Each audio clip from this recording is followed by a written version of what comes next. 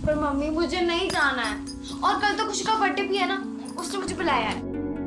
दिव्या, सिर्फ एक ही हफ्ते की बात है, तुम खुशी को सॉरी बोल देना। लेकिन मम्मा दिव्या, ये ले बेटा, तेरे लिए नई फ्रॉक। नई फ्रॉक? लेकिन पापा, इतना खर्चा करने की क्या जरूरत थी? और अभी तो पुरानी वाली है ना मेरे पास। अरे पुरानी वाली तू छोड़, उसको पहन के तो बिल्कुल राजकुमारी लगेगी। कोई बोल ही नहीं पाएगा तुझे किसी चीज की कमी है। मैं कह रही हूँ ना, मुझे किसी भी चीज की कमी नहीं है। हो गया तुम दोनों का? अब जाओ, बैग भी पैक हो गया।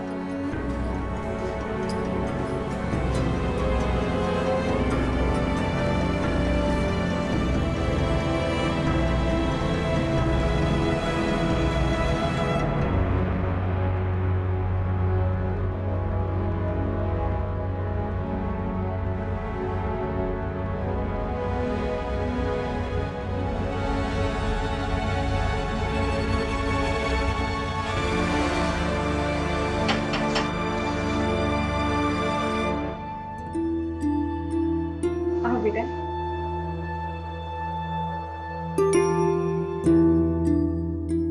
अगले मंगलवार को मैं दिव्या को ले आऊंगी।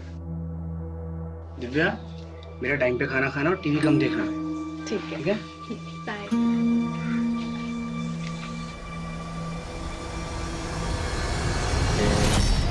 अम्मी, मैं एक दिन और रुक जाऊं प्लीज। बेटा, तुम्हारी मम्मी हम दोनों की पिटाई करेंगी। बोला था उन्होंने कि मंगलवार को दिव्या को वापस लाना है। मंगलवार मतलब मंगलवार। अच्छा बेटा, मेरी तबीयत ठीक होती तो मैं तुम्हें खुद छोड़ने जाती। कोई नहीं, मैं अकेली चली जाऊंगी। चलो भैया, स्टार्को जंक्शन घर के ठीक बाहर छोड़िएगा। बाय।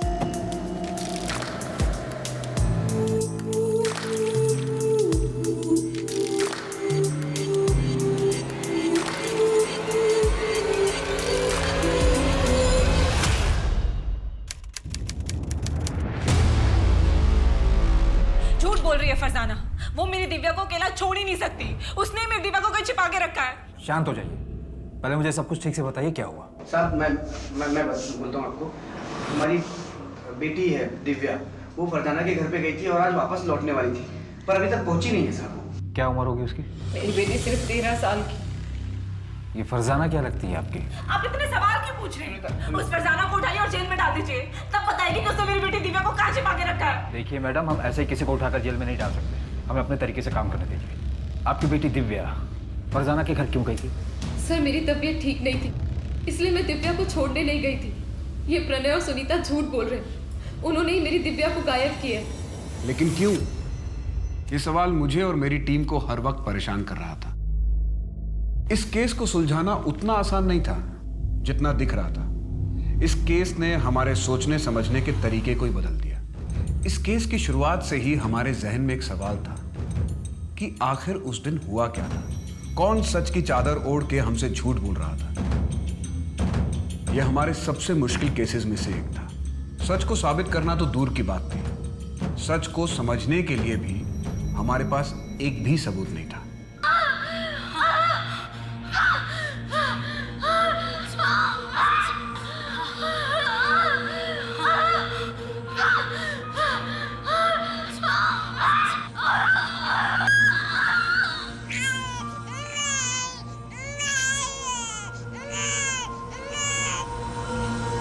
लड़की हुई है। नहीं देखना है मुझे, लेकर जाइए इसे।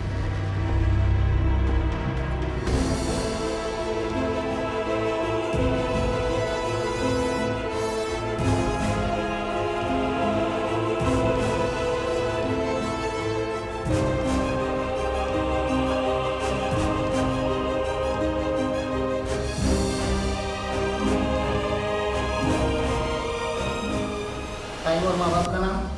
12:28। माँ का नाम फरजाना और बाप का पता नहीं है, क्लोज्ड अडॉप्शन होगा। अरे पर माँ ने कुछ तो नाम दिया होगा।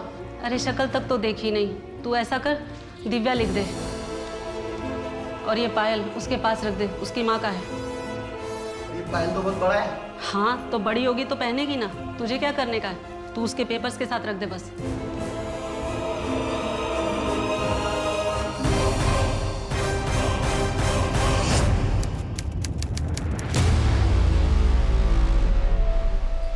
देखो बेटा, अच्छा बर्ताव करना।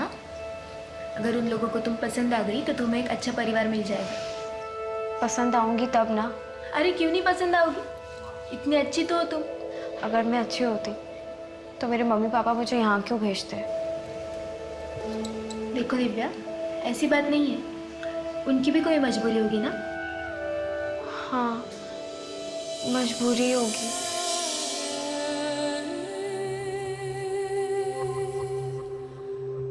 अच्छे से रहना और बीच बीच में मिलने भी आना। बाय।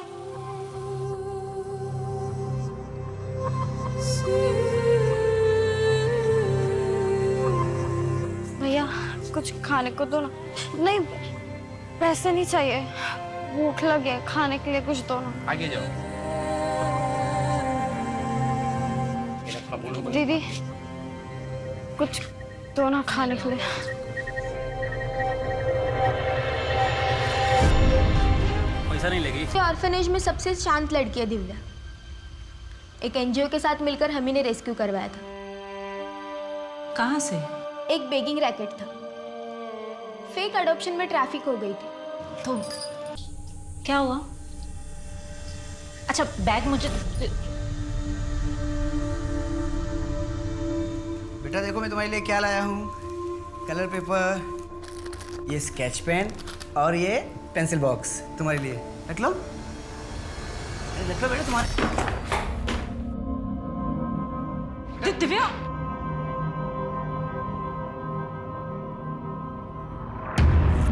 पण प्रणय अडॉप्ट करण्याची काय गरज आहे? अरे शुभम है ना, इसको तो अपना ही बेटा समझ। पर भाऊ, शुभम तो है ही। एक बच्चा और रहेगा घर में तो सुनीता का भी मन लगा रहेगा। कुछ भी कर, पर एक बात का ध्यान रख, मैं मेरे बेटे का हक किसी और को मारने नहीं दूंगा। हाँ ठीक है, अगर वो तेरा खून होता तो मेरे को कोई फर्क नहीं पड़ता, पर अपनी खानदानी प्रॉपर्टी में मैं किसी और को हिस्सा लेने नहीं दूंगा।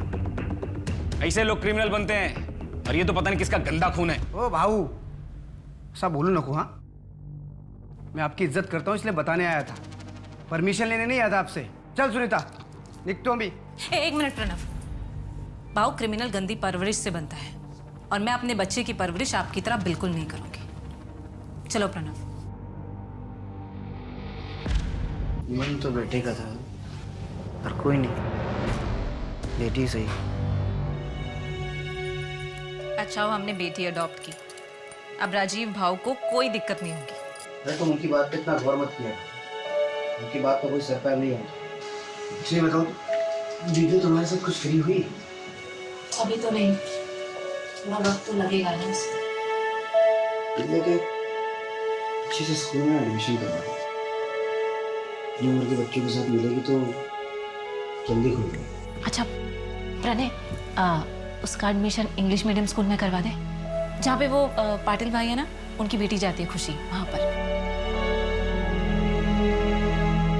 हाँ ठीक है, करवा देंगे। काय सगळे सांग मला, काय सगळे?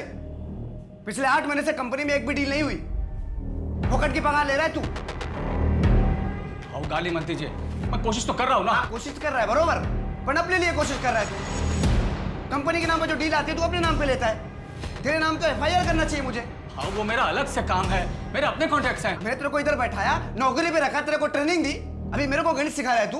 भाऊ तो ढप बस, अभी अपना सामान पैक करो, निकल इधर से।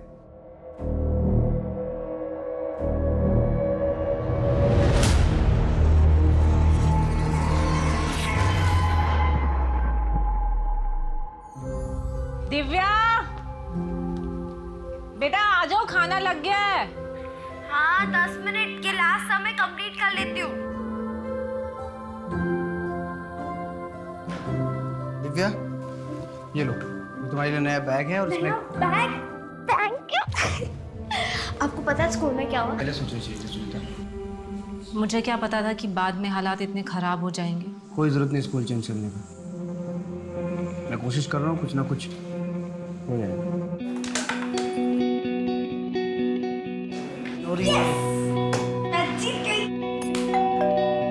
मैं देखते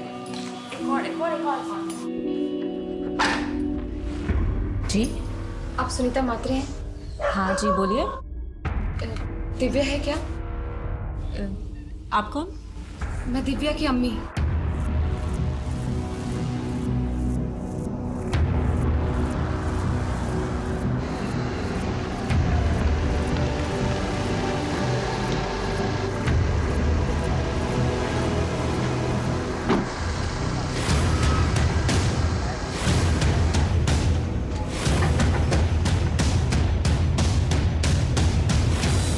हाँ सर, मेरे को सिर्फ इतना याद है, इस लड़की को जिधर छोड़ा था उधर कोई तो था जिसने दरवाज़ा खोला था। आदमी था या औरत?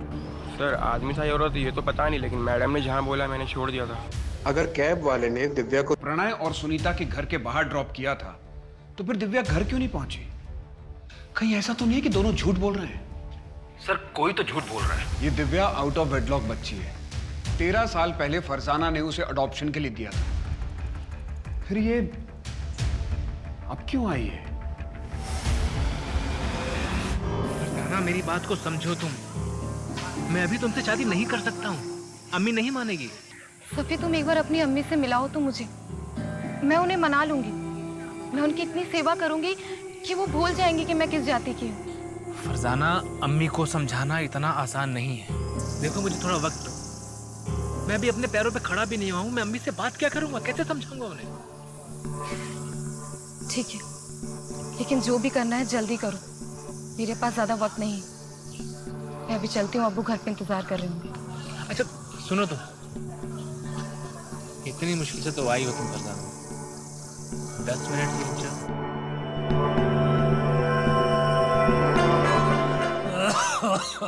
अब्बा, मैं आपके लिए दवाइयाँ ले आई हूँ। चलिए। मुर्तजा फिर से आया था।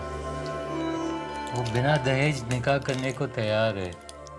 उसकी बस एक ही शर्त है कि निकाह के बाद नकाब पहनना होगा। अब्बा, वो होता कौन है शर्त रखने वाला? मुझे निकाह नहीं करना। अब दवाई पीजिए। बहुत डर लग रहा है, पुलिस आएगी तो बाल की खाल निकालेगी। कहीं घबराहट में मुंह से कुछ निकल गया तो क्या करूं? निकल जाऊं क्या? ठीक है।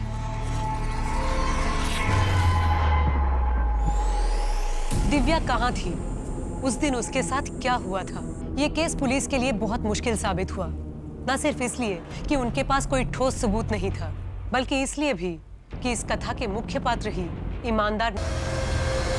हमारी कैब वाले से बात हुई, उसका कहना है कि उसने दिव्या को आपके घर के बाहर ही छोड़ा था। हो ही नहीं सकता। मैं तो सारा दिन घर पे थी, दिव्या का इंतजार कर रही थी। आप दोनों को किसी पर शक है?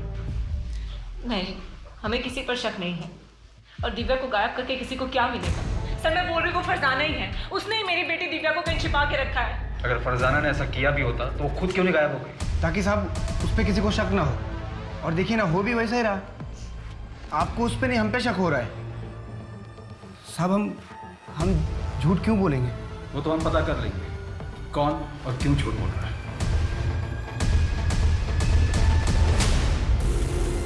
देख प्रणय, अगर दिव्या से तू मेरी शादी कराता है तो मैं तुझे 8 लाख रुपए दूंगा और तुझे वो वापस भी देने की जरूरत नहीं। भाऊ, क्या बात कर रहे हो? मेरी दिव्या सिर्फ 13 साल की है। तो क्या हुआ, आज नहीं तो कल शादी तो करवाओगे। 8 लाख छोटी रकम नहीं होती। पैसे वाला तो क्या? हाँ? अपनी बेटी बेचूंगा तुझे? हाँ, निकल यहाँ से। और आइंदा घर पे दिखाई मत पड़ना। आइंदा दिखाई पड़ा ना तो जान से मार दूंगा। इसका मैंने सोच भी कैसे देखी मम्मी? अपनी बच्ची बेचूंगा इसे।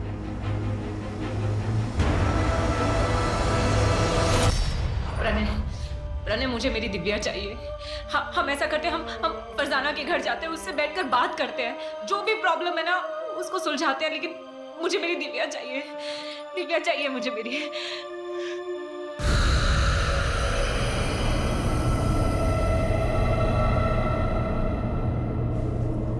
खाना लगा दिया है?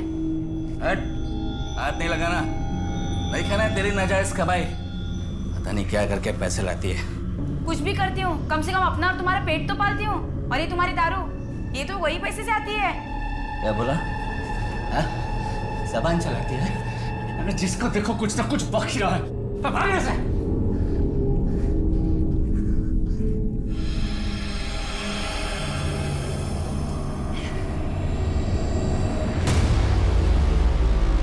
सुनीता, पड़ोसी बोले फरजाना कल रात में निकल के बैग लेके।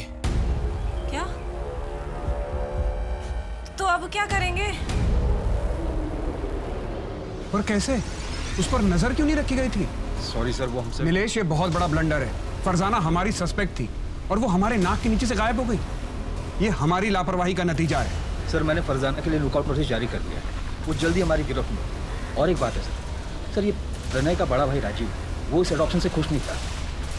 तो क्या राजीव दिव्या को गायब करवा सकता है? हो सकता है सर। या ये भी हो सकता है कि दिव्या के साथ अब तक बहुत कुछ कर दिया गया है।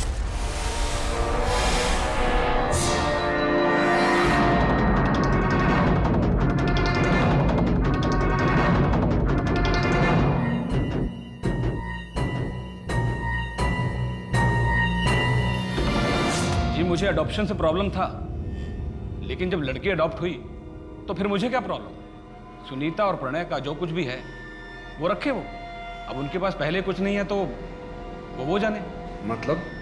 प्रणय का बिजनेस काफी डाउन हुआ है और मुझे पूरा यकीन है सर, अब प्रणय भी पछता रहा होगा उस दिव्या को अडॉप्ट करके। और सर, रही मेरी बात, मुझे उस दिव्या से क्या प्रॉब्लम होगा?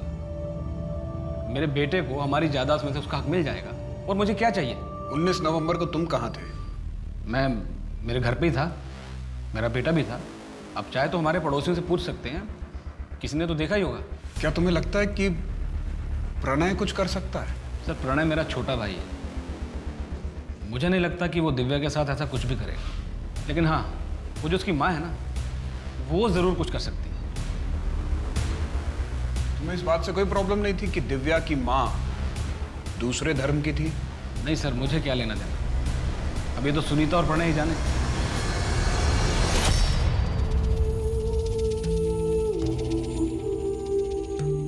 पापा, ये देखो मैंने आपके लिए बनाया। Happy father's day.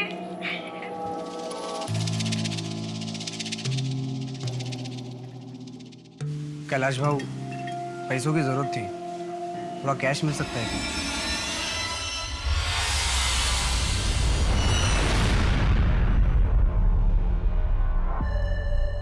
कहीं तुमने ही दिव्या को? दिमाग खराब हो गया तुम्हारा? इतना गिरा हुआ इंसान नहीं हो कि पैसों के खातिर अपनी बच्ची को बेच दूं। मेरी मजबूरी मेरी बच्ची से बढ़ के नहीं है, और जितना प्यार तुम करती थी उतना मैं भी करता था दिव्या से। करता था मतलब? मेरी दिव्या भी जिंदा है।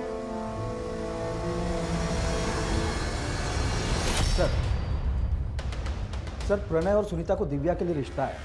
कैलाश वागले नाम का एक आदमी है, यहाँ गोवा में 3 रिजॉर्ट है उसके, और 8 लाख रुपए में बात भी तय की। पहले तो प्रणय ने उसे धक्का मार कर निकाल दिया, लेकिन अपने खबरी जग्गू ने पता किया ये प्रणय दोबारा कैलाश से मिला था, शायद डील कर रही। तो क्या ये चाइल्ड मैरिज का केस है? कहीं ऐसा तो नहीं कि प्रणय ने मौके का फायदा उठाया ताकि सबको ये लगे कि ये सब कुछ फरजाना ने किया? और ये भी हो सकता है कि प्रणय और फरजाना दोनों मिले हों। ये फरजाना इंदौर से है ना? जी सर, उसका एड्रेस भी हमारे पास है। मेरी लोकल पुलिस से बात भी हुई है। नहीं नीलेश, तुम खुद इंदौर जाओ और इस फरजाना की कुंडली निकालो। 1 महीना बीत गया है और हमारे पास दिव्या की कोई खबर नहीं। अंकल, ये अब खा लीजिए।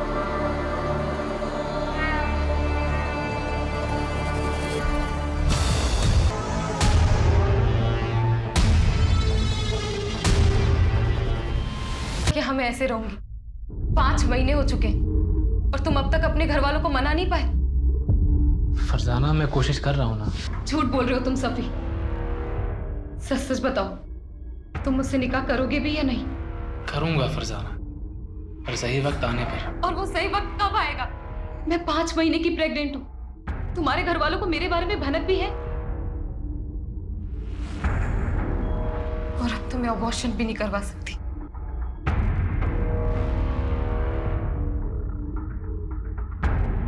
और कब तक यहाँ रहना होगा? फरजाना, जब तक पुलिस मामला रफा दफा नहीं कर देती है तब तक। काश मैं दिव्या के साथ थोड़ा और वक्त गुजार पाती।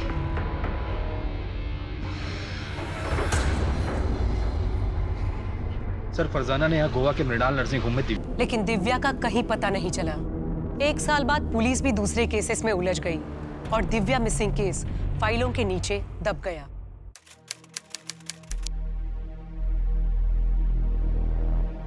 तुम अभी तक तैयार नहीं हुए? हे भगवान, ये नाश्ता करो। तुम्हारा रोज का नाटक है, ट्यूशन के लिए भी लेट हो जाते हो। मुझे कोई बात नहीं, मैं ड्रॉप कर दूंगा। हाँ, तुम्हारे इसी लाड प्यार ने ना इसको बिगाड़ के रख दिया। दूध भी पियो। मेरा राजकुमार है ये। तू खा बेटा, आराम से खा। डैडी तुझे ड्रॉप करेंगे आज। दूध भी पियो। आज की सबसे बड़ी खबर, सुप्रीम कोर्ट का फैसला। अब बेटियां भी होंगी अपने पिता की संपत्ति में बराबर की हकदार। इंडिया की हिस्ट्री में एक लैंडमार्क जजमेंट। अब बेटियां भी होंगी अपने पिता की संपत्ति में बराबर की हकदार। मैं मेरे बेटे का हक किसी और को मारने नहीं दूंगा। हाँ ठीक है, अगर वो तेरा खून होता तो मेरे को कोई फर्क नहीं पड़ता। अच्छा हो हमने बेटी अडॉप्ट की। अब राजीव भाव को कोई दिक्कत नहीं होगी।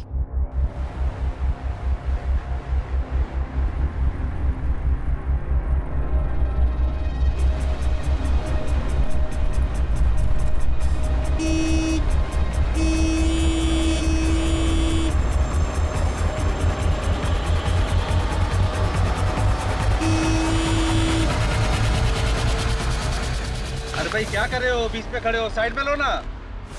भाऊ गाड़ी बंद पड़ गई है भाऊ। अरे गाड़ी खराब हो गई है तो साइड में लो ना, बीच में कहाँ खड़े हो? भाऊ मेरी बात सुनो ना, भाऊ बात सुनो ना।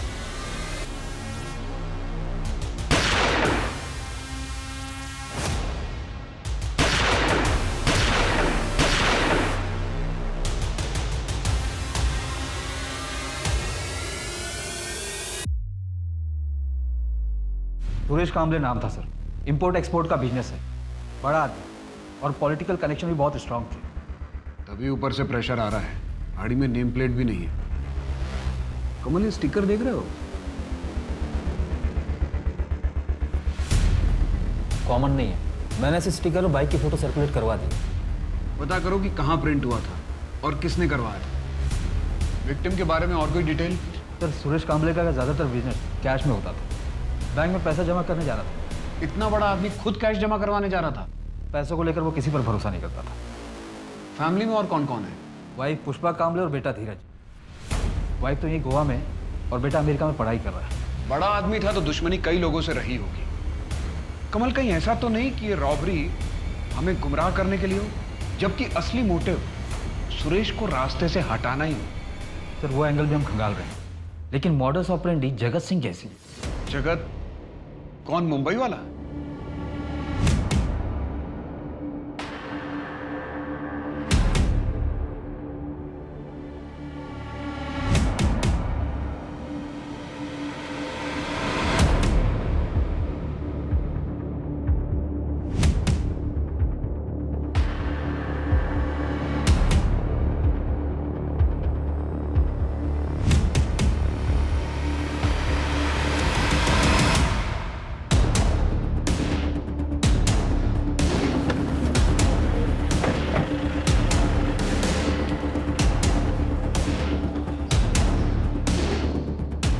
टिप तो सही मिली। जग्गू को फोन कर। हाँ जग्गू, स्कूटर तो मिल गई है। वो दोनों कहाँ पर हैं? आप रेस्टोरेंट में आ जाओ, यहाँ दोनों चिल मार रहे हैं।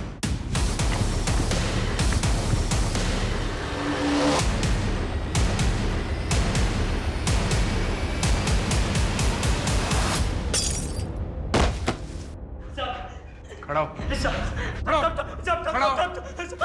अपना मुंह खोल और बता किसके कहने पे मारा सुरेश कांबले को? बोल। नहीं जानता मैं किसी सुरेश कांबले को। नहीं जानता? अच्छा, अब तुम दोनों को कोई नहीं जानेगा। कमल, इन दोनों की ऐसी हालत करो कि इन दोनों को कोई पहचान न सके। मैं बताता है साहब, मैं बोले मुझे मत मारो साहब, मैं बोलता है साहब। गोवा के बंदे नहीं देती सुपारी। कौन? कहाँ मिलेगा? वहीं पे जहाँ से हमें उठाया था सर।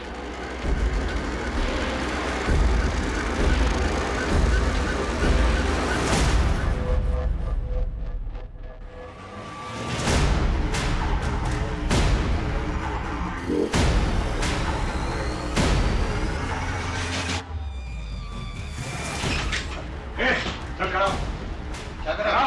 खड़ा हो। क्या कर रहे हैं आप लोग? कहाँ ले जा रहे हैं? बात सुनिए, पूरे घर को चेक करो। कहाँ ले जा रहे हैं? क्या कर रहे हैं आपको? कहाँ ले जा रहे हैं? मेरी बात सुनिए।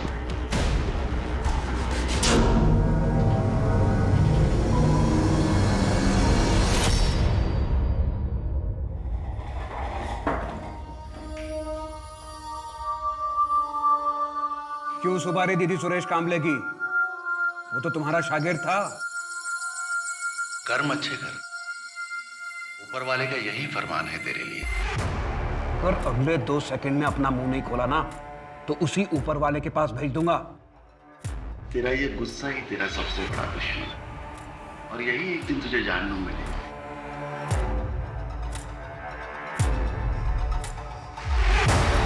उच्च रक्तचाप की समस्या है तुझे। मैं इंसान को देखकर ही उसकी बीमारी का पता लगा लेता हूँ। हमारे जबड़े में दर्द है। मैं भी इंसान को देख के उसकी समस्या बता देता हूँ। बता, इतना कैश कहां से आया तेरे पास? बहुत सारे शागिर्द हैं मेरे, खुशी से भेंट चढ़ाते रहते हैं। सर ये चमत्कारी बाबा तो बहुत पहुंची हुई चीज है। रहता तो एक छोटी सी झोपड़ी में, पर यहाँ गोवा से लेकर इंदौर तक बड़ी बड़ी बिल्डिंगों में इन्वेस्टमेंट है इसका, और सब कैश में। एक काम करो, एक लिस्ट निकालो कि इस बाबा ने कहाँ कहाँ इन्वेस्ट किया है। सर मैंने ऑलरेडी निकाला। ये देखिए सर, ज्यादातर हॉस्पिटल्स और नर्सिंग होम में इन्वेस्टमेंट किया है। कहीं ऐसा तो नहीं कि इस बाबा और सुरेश कांबले के बीच में पार्टनरशिप हो? क्योंकि इसके अलावा तो और कोई मोटिव नजर नहीं आ रहा। सर ऐसा तो अब तक कुछ सामने नहीं आया, पर बाबा को जिस अड्डे से अरेस्ट किया गया था वहाँ पे जो पैसे मिले थे वो सीरियल नंबर से, मतलब साफ है ये सारे पैसे किसी एक ही आदमी ने दिए। कहीं ऐसा तो नहीं कि बाबा को किसी और ने सुपारी दी और बाबा ने आगे सुपारी दे दी? इसे जानते हो? इसे जानते हो?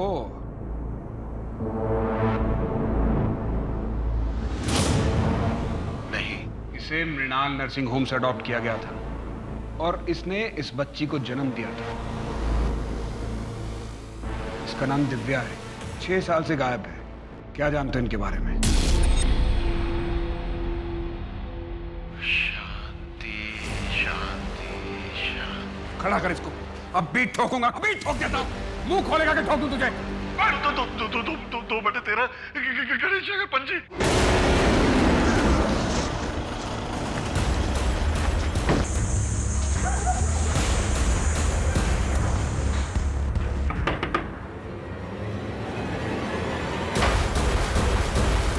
खत्म हुआ चूहे बिल्ली का खेल। बहुत साल घुमाया तुमने। फरजाना, मेरे पास एक प्लान है, सुनो, बैठो, ध्यान से सुन लो। हम एक काम करते हैं कि हम ये बच्चा एक अस्पताल में दे देते हैं। क्या बोल रहे हो तुम सफी? मैं अपना बच्चा किसी को नहीं दूंगी। फरजाना, मेरी बात ध्यान से तो सुनो। देखो, एक चमत्कारी बाबा की वजह से मुझे एक अस्पताल के बारे में पता पड़ा है। हम ये बच्चा वहाँ दे सकते हैं, वही बच्चा रख लेंगे और डिलीवरी होने तक तुम भी वहाँ रह सकती हो। हम जब निकाह कर लेंगे फिर ये बच्चा वापस ले लेंगे। और ना ही मेरा सफ़ी से कभी निकाह हुआ और ना ही मैं अपनी बच्ची को ले पाई। फिर मुझे पता चला कि सफ़ी को HIV है। मैंने अपना टेस्ट करवाया तो मैं भी पॉजिटिव आई। मौत को इतने करीब से देखने के बाद मेरे अंदर की ममता जाग गई। सोचा बच्ची कुछ ही जिंदगी अपनी बच्ची के साथ गुजार पाऊं, पर दिव्या आप कहाँ हैं? क्या? क्या वो जिंदा है? मैं तो सोच रही थी कि वो उन दोनों के साथ खुश है। मुझे लगा था कि उन दोनों ने दिव्या का किडनैप करवाया ताकि वो मुझे फंसा सके। इसीलिए मैं उनके रास्ते से खुद हट गई ताकि वो तीनों खुश रह सके।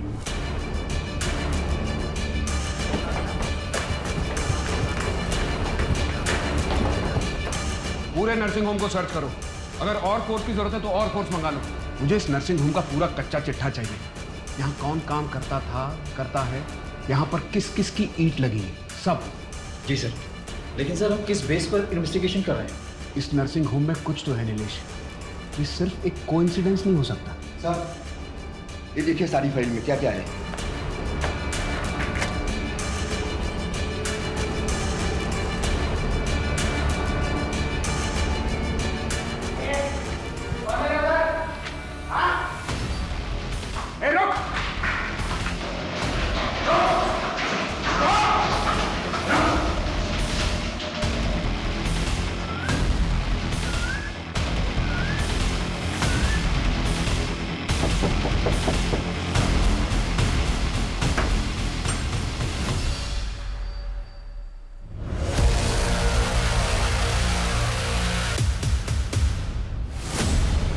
फरजाना, ये सब क्या है?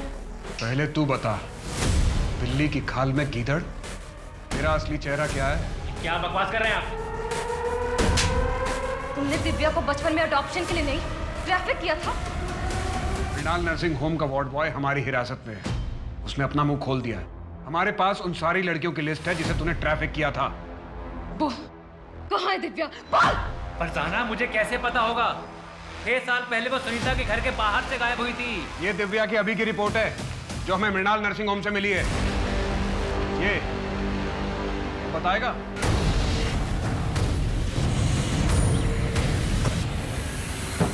कौन हो आप? क्या हो रहा है ये? कौन हो आप? मैडम, एकदम कौला माल है। लॉटरी लग जाएगी आप लोगों की। महीने का 10,000। आप एक बार लड़की को देख तो लीजिए पहले। रोज देखते हैं। 10,000 रुपए के ऊपर 1 रुपया नहीं मिलेगा। ठीक है, लेकिन अगर बच्चा हुआ तो उसके पैसे मैं अलग लूंगा। ठीक है, मैं पैसे लेकर आती।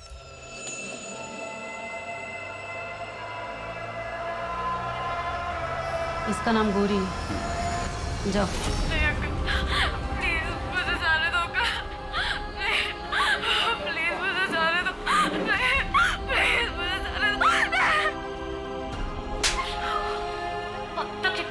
पैदा कर पाए, कब तक मुफ्त का खाएगी? कुछ करो ना इसका। दिव्या मुझे कभी नहीं चाहिए। वो अनचाही बच्ची थी। मैं बस फरजाना के साथ रहना चाहता था, लेकिन फरजाना को दिव्या चाहिए थी। इसलिए मैंने एक ऐसा रास्ता निकाला जिससे मेरे पास पैसे भी आ गए और दिव्या से छुटकारा भी मिल गया। तो जैसा खुदगर्ज इंसान मैंने आज तक नहीं देखा, जिसने अपने फायदे के लिए अपनी बेटी को एक नहीं 2 बार दलदल में धकेला। उसे एक अच्छा घर मिल गया था ना, लेकिन तूने उससे वो भी छीन लिया। तुझ जैसे लोगों को तो बाप कहलाने का हक ही नहीं है। सर, दिव्या मेरा खून जरूर थी, लेकिन मैं उसका बाप नहीं था। फरजाना, बोल, कहाँ है मेरी दिव्या? वरना चीर दूंगी तुझे। चाकू नीचे करो। मैं इसे नहीं छोड़ूंगी। बोल, दिव्या कहाँ है? बोल। फरजाना सिर्फ यही है जो हमें दिव्या तक पहुंचा सकता है। अगर इसे कुछ हो गया तो शायद हम दिव्या तक कभी ना पहुंच सके। चाकू दे दो, छोड़ो इसको। सर, मैं आपको लेके चलता हूँ जहाँ पर बच्ची को रखते हैं। लेके चलता हूँ। सर, यहीं पर रखिए। कहाँ पे? दिव्या, दिव्या,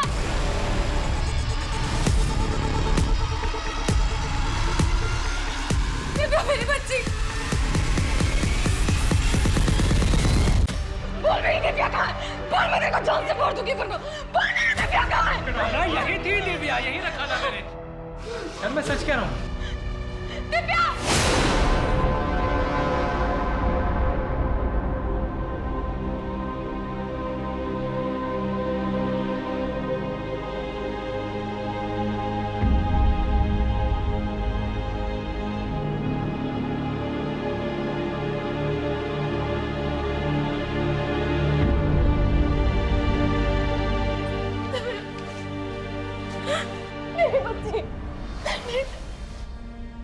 मुझे तुम लोगों से अब कोई लेना देना नहीं है। लेकिन बेटा, मैंने कुछ नहीं किया है। मैं कुछ भी नहीं जानती थी। पैदा होते ही मुझे फेंक दिया, और जब मेरी जिंदगी में एक उम्मीद की किरण आई तो तुम अंधेरा बनकर आ गए। अगर तुम मेरी जिंदगी में ना आती तो मेरे साथ ये सब कुछ नहीं होता। बेटा, मैं इसमें शामिल नहीं थी।